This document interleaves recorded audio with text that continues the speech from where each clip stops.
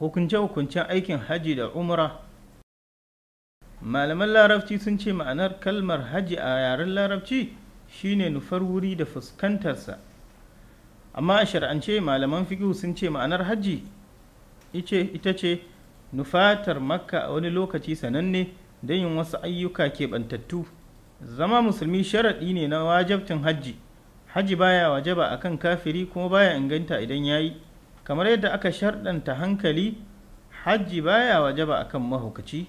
Da faɗin manzon Allah tsira da amincin Allah su tabbata a gare shi, an ɗauke alƙalami akan mutum uku, daga mai barci har sai ya farka, daga yaro har sai ya yi mafarki, daga mahaukaci har sai ya yi hankali. Kamar yadda hajji baya wajaba sai akan baligi, sai dai ya halatta yaro ya yi shi. Dan ga wata mata ta ɗaga wa manzon Allah tsira da amincin Allah su tabbata a gare shi wani yaro ƙarami, ta ce wannan yana da hajji? Sai manzon Allah ya ce kuma kina da lada.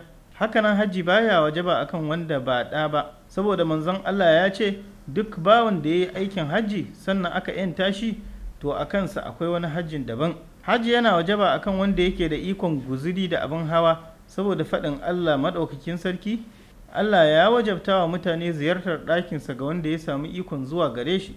Duk wanda ya kafirce ya ƙi yi, to Allah mawadaci ne daga talikai. Ali Imran aya ta 97. Akwai wani sharaɗin da yake ɓanta da mata, shine samun muharrami a tare da macen da za ta hajji, saboda faɗin manzon Allah tsira da amincin Allah su tabbata a gare shi, kada mace ta yi tafiya sai tare da muharraminta. Sai wani mutum ya tashi ya ce, ya manzon Allah, matata ta fita hajji, ni kuma an rubuta ni zuwa yaƙi kaza da kaza. Sai manzon Allah ya ce masa, je ka yi hajji tare da matarka. Wanda ya kasa yin hajji ko umra saboda tsufa ko rashin lafiya da ba tsammanin waraka a ciki, ko kuma saboda raunin jikinsa ba zai iya hawa abin hawa ba, to wajibi ne a kansa ya wakilta wanda zai masa aikin hajji da umra, kuma hakan ya wadatar masa koda kuwa ya warke. Wato koda kuwa ya warke bayan wakilin nasa ya yi niyyar hajji ko umra. Saboda ga wata mace daga ƙabilar Khas'am ta ce wa manzon Allah tsira da amincin Allah su tabbata a gare shi, ya manzon Allah, farillar aikin hajji ta samu babana ya tsufa, baya iya daidaita akan bayan raƙumi. Sai ya ce mata, ki yi masa hajji. Sharaɗi ne duk wanda zai wakilci wani aikin hajji ya cika sharuɗan aikin hajji da suka gabata, kamar yadda wajibi ne wakilin ya zama ya yi aikin hajji a kansa. Idan wani ya yi wa wani aikin hajji alhali bai taɓa yi wa kansa ba, hajjin da ya yi wa wani ba ta yi ba, hajjin ya zama nashi, ya kuma sauke farillar hajji daga kansa. Dalili shine abin da ya tabbata cewa manzon Allah tsira da amincin Allah su tabbata a gare shi ya ji wani mutum yana cewa, Allah na amsa maka a madadin Shubruma. Sai manzon Allah ya ce, waye kuma Shubruma? Sai ce, wani dan uwana ne ko makusanci na ne.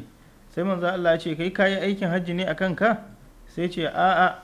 Sai ce masa, kayi wa kanka hajji sannan ka yi wa Shubruma. Wato ka yi wa kanka hajji sannan ka yi ma Shubruma. Umara wajibi ce sau ɗaya a rayuwa kamar aikin hajji, saboda faɗin manzon Allah tsira da amincin Allah su tabbata a gare shi. Musulunci shine ka shaida babu abin bauta da cancanta sai Allah, kuma annabi Muhammadu manzon Allah ne, ka tsayar da sallah, ka ba da zakka, ka ziyarci ɗakin Allah, ka yi umara, ka yi wankan janaba, ka cika alwala, ka yi azumin Ramadan. Hakanan kuma umara dai manzon Allah tsira da amincin Allah su tabbata a gare shi kanta ya ce, tsakanin umara da umara yana kankara zunubai da ke tsakaninsu. Hajjin da ya kubuta daga laifi bai da wani sakamako sai aljanna.